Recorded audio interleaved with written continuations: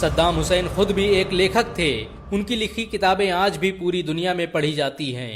सद्दाम हुसैन 28 अप्रैल 1937 को तिकरित में पैदा हुए।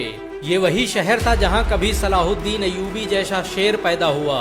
सद्दाम हुसैन के पैदा होने से पहले ही उनके पिता दुनिया से चल बसे। माँ ने परवरिश की और फिर चचा उसे लेकर बगदाद चले गए।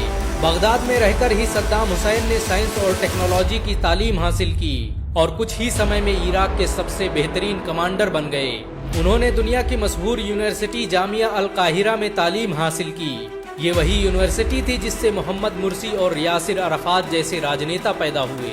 सद्दाम हुसैन को इराक का सबसे इंसाफ पसंद हुक्मरान कहा जाता है। जब उनके बेटे के जरिए चलाई गई गोली से एक समारोह को नुकसान पहुंचा तो उन्होंने उसकी रोल्स रॉयस गाड़ियों को जलाने के आदेश दे दिए। सद्दाम हुसैन इराक के सबसे दानी इंसानों में से एक थे। उन्होंने एक अमेरिकी चर्च को करोड़ों रुपए की संपत्ति दान कर दी। अमेरिका के लोग सद्दाम हुसैन के इस कदम से इतना प्रभावित हुए कि उन्होंने डेट्रॉयट शहर की चाबी सद्दाम हुसैन को सौंप दी। बहुत कम लोग जानते हैं कि सद्दाम हुसैन ने अपने खून से एक कुरान लिखवाया जो आज भी इराक में मौजूद है। उन्होंने इसके लिए लगातार 3 सालों तक अपना 26 लीटर खून दिया। इस कुरान को उम्मुल मारीक मस्जिद में आज भी देखा जा सकता है। सद्दाम हुसैन की सबसे बड़ी गलती उनका कतर पर हमला करना था। सद्दाम हुसैन को किसी ने गलत खबर दी कि कतर उनके देश का तेल चोरी कर रहा है और सद्दाम हुसैन बगैर सोचे समझे कतर पर हमला कर बैठे। उनके इस हमले ने अरब देशों में एक दहशत पैदा कर दी और पूरी इस्लामी दुनिया 2 हिस्सों में तकसीम हो गई। सद्दाम हुसैन की जिद और फैसले अटल हुआ करते थे, लेकिन फिर भी उन्हें अपनी इस गलती का जिंदगी भर पछतावा होता रहा। सद्दाम हुसैन ने इराक में बहुत से स्कूल और कॉलेज बनवाए।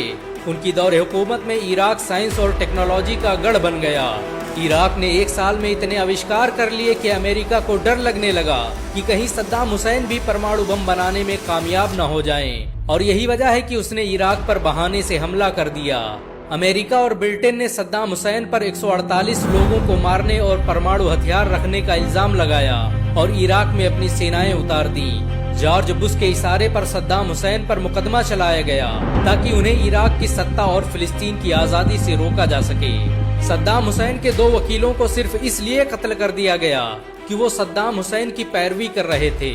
सद्दाम हुसैन के खिलाफ फैसला सुनाने से ठीक पहले जज बदल दिया गया और फिर वही हुआ जो अमेरिका और इस्लाम दुश्मन चाहते थे। 30 दिसंबर 2006 को सद्दाम हुसैन को फांसी देने का आदेश दे दिया गया। फांसी से पहले सद्दाम